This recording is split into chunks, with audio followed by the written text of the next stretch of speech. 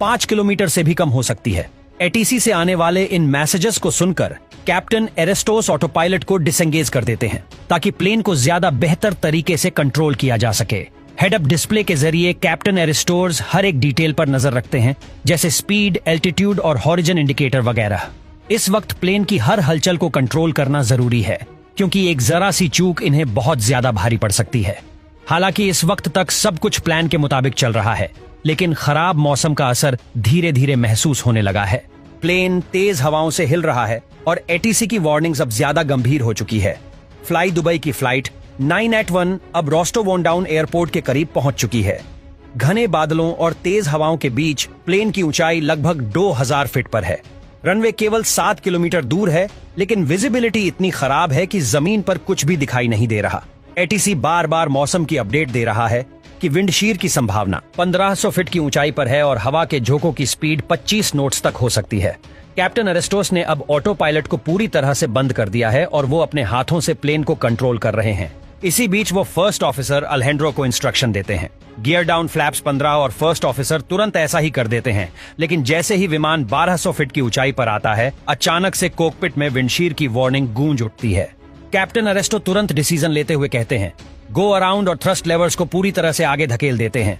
Engine तेज आवाज के साथ पूरी पावर से काम करने लगता है और प्लेन तेजी से वापस ऊपर उठना शुरू कर देता है। लेकिन विंडशीर की वजह से प्लेन की रफ्तार को कंट्रोल करना मुश्किल हो रहा है। यानी एक तरफ प्लेन तेजी से ऊपर जा रहा है और वहीं दूसरी तरफ ये तेज हवाओं की वजह से बुरी तरह हिल रहा है।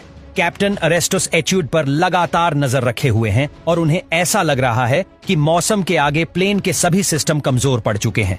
इसी बीच फर्स्ट ऑफिसर अल्हेंड्रो सुअर से चिल्लाकर बोलते हैं, स्पीड चेक। इसके बावजूद वो प्लेन की स्पीड को मैनेज करते हैं। इस मुश्किल समय में भी दोनों पायलट्स प्लेन को स्टेबलाइज करने की पूरी कोशिश करते हैं। आखिरकार वो जैसे तैसे प्लेन को कंट्रोल कर लेते हैं और कुछ ही सेकंड्स के अंदर प्लेन 4000 फीट की ऊंचाई तक पहुंच जाता है। एटीसी उन्हें आगे बढ़ने के लिए कहता है कि आप फिर से प्लेन को अलाइन करें, लेकिन ये आसान नहीं है। अब प्लेन को दोबारा रनवे की तरफ अलाइन किया जा रहा है और पायलट्स एक और लैंडिंग अटेम्प्ट की तैयारी में जुट गए हैं। प्लेन इस वक्त रोस्टोव एयरपोर्ट से लगभग 15 नॉटिकल माइल्स की दूरी पर है और धीरे धीरे अपनी ऊंचाई घटाते हुए फिर से अप्रोच कर रहा है। कॉकपिट में कैप्टन एरिस्टोस और फर्स्ट ऑफिसर अल्हेंड्रो पूरी तरह से तैयार हैं। दोनों जानते हैं कि ये उनका आखिरी मौका साबित हो सकता है। एटीसी ने विंडशीर की वार्निंग इस बार भी दी है और गस्ट्स की स्पीड अब 30 नोट्स के करीब पहुंच चुकी है। एटीसी कहता है, फ्लाइट 9 एक क्लियर टू लैंड रनवे 22।